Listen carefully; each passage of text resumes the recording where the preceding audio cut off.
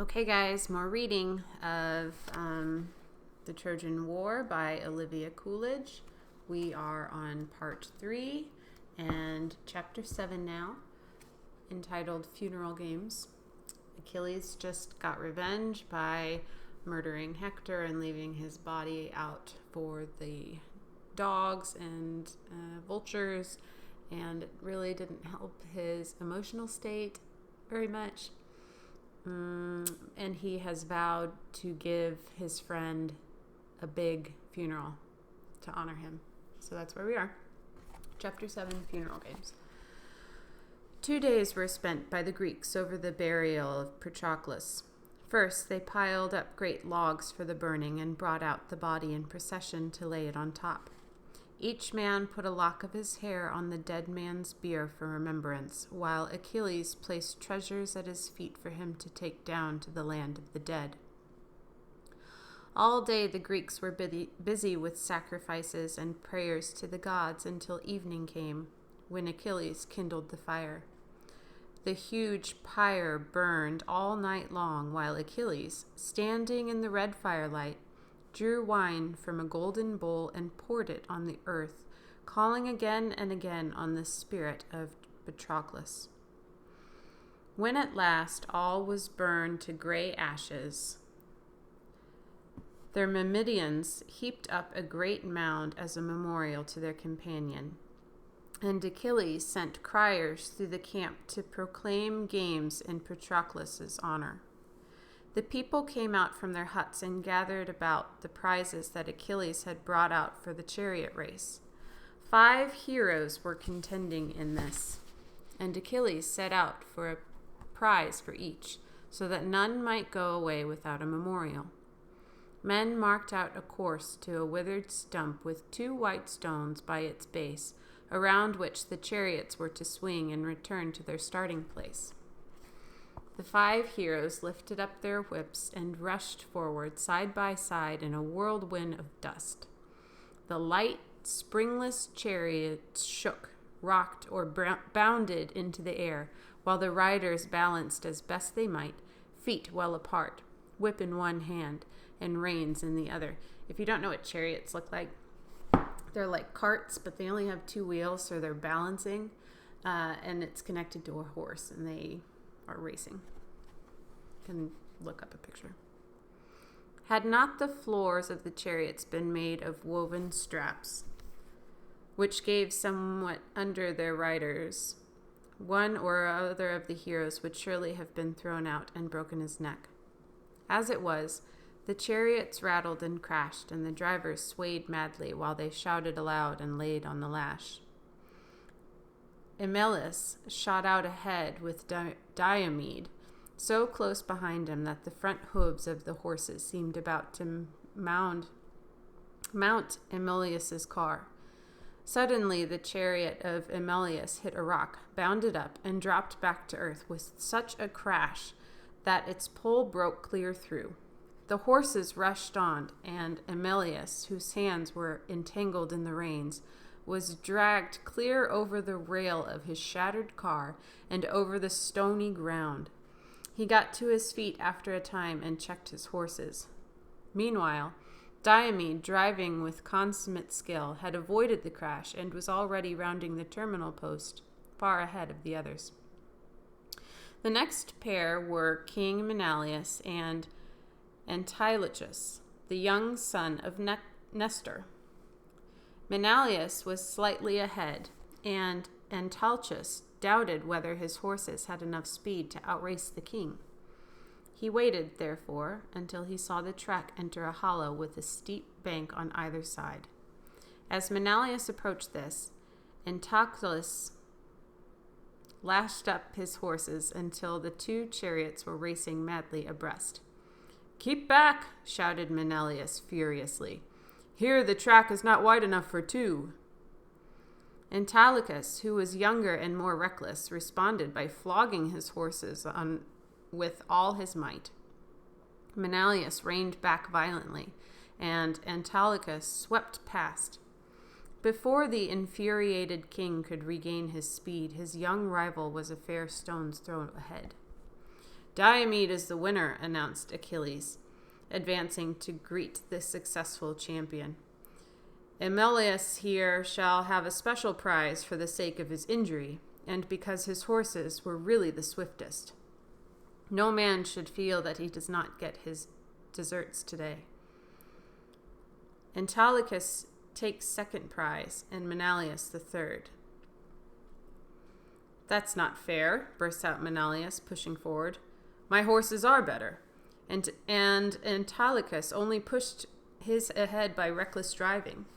He forced me to rein back in order to save his life and my own. Autolycus looked at the angry king, reflecting that it was not wise to offend the brother of Agamemnon. He smiled a little, triumphing inwardly because he had in fact come in second. Nevertheless, he said readily, Take the second prize, King Menelaus. I am young and hasty, but I know it is not for me to contend with my elders. I will do so, replied Menelaus, still offended. Another time, be less ready to play tricks on men who are better than you. Autolycus now took the third prize with a good grace, and Meriones, who came in last, was awarded the fourth. Achilles took up the fifth prize, a two-handled urn that now stood unclaimed and turned toward Nestor.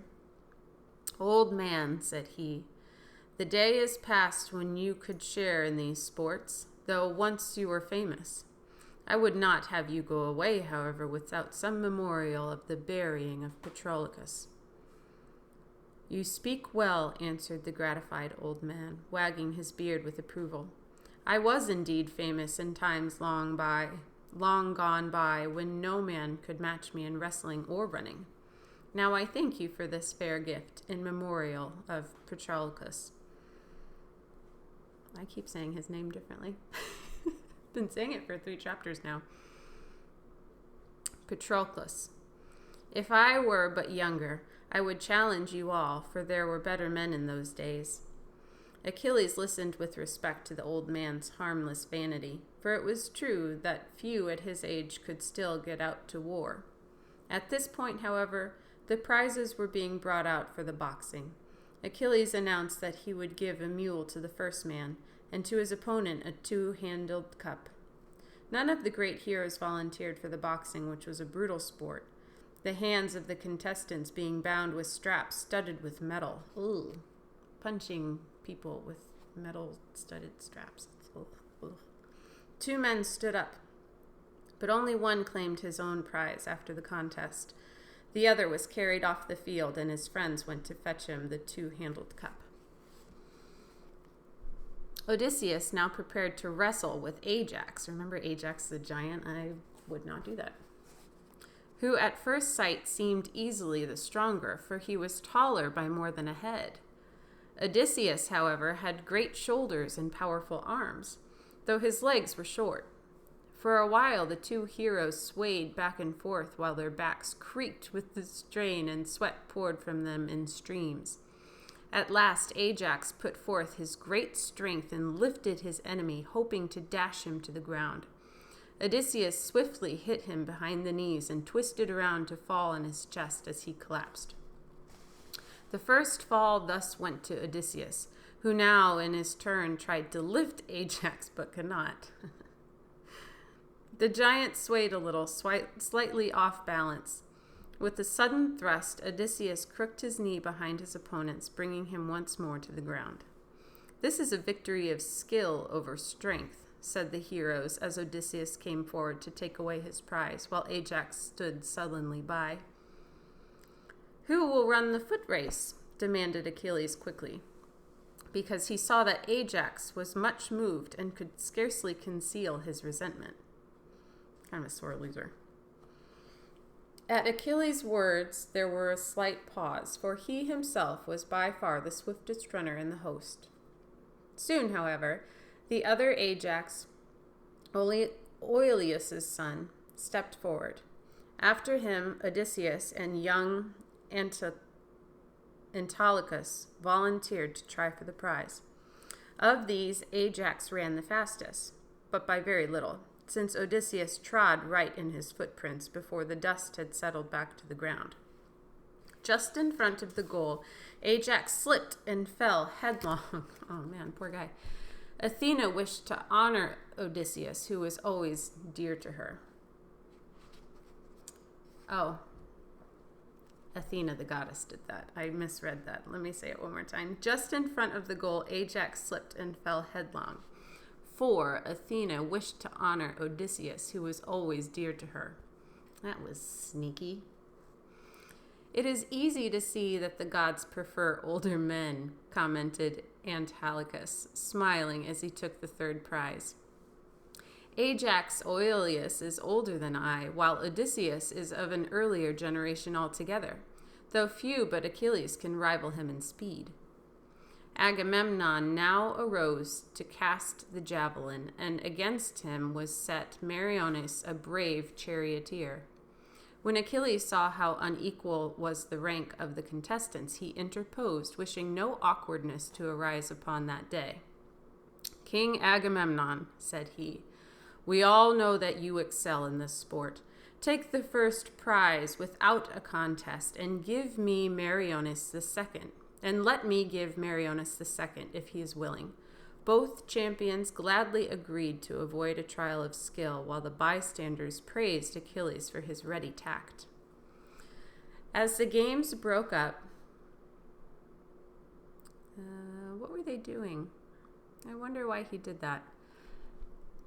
Agamemnon's kind of the leader of everything. You really wouldn't want him to get hurt in a game at a funeral when you're in the middle of war and you need him to command your troops. It was kind of a smart wartime tact where he still gets honored but doesn't risk his life. Just a thought. As the games broke up, the heroes spoke much of the noble funeral Achilles had made for his comrade. All went back to their huts contented, except for Achilles. Bitter sorrow still gnawed at his heart, for neither vengeance nor the honors he had paid to his friend had reconciled him to his loss. Twice he started up from his bed and went out to roam wildly by the seashore and listen to the moaning of the waves. When dawn came, he yoked the horses to his chariot and savagely dragged Hector's body round and round Patroclus's tomb. Even this brought him no comfort. He left Hector lying in the dust and went wearily back to his hut. Yikes. Hector had been dead for a while, and he just dragged him around again. Ugh. Achilles has some things he needs to work through. All right, guys, that's chapter 7. Bye-bye.